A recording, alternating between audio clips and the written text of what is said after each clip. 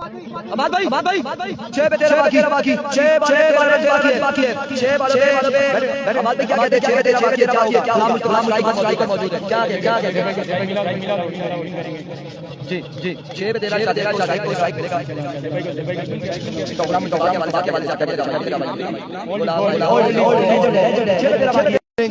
गुलाम मुस्तफा क्या करेंगे? एलवी को पहला बॉल लिया, बॉलर अपने बॉलिंग के निशान से ओल्ड इज गोल। गुलाम मुस्तफा एक से बढ़कर एक शानदार छक्का। एक बार फिर बॉलर अपने बॉलिंग के निशान से दौड़े आए, shot, another big one. Yes it is maximum from the bat of Ghulam Mustafa. दो छक्के आ चुके हैं।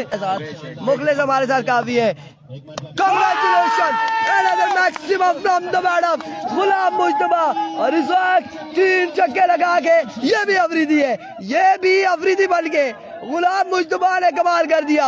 3 पे 3 छक्के लगा के क्वार्टर फाइनल के लिए क्वालिफाई किया। शानदार बल्लेबाजी गुलाम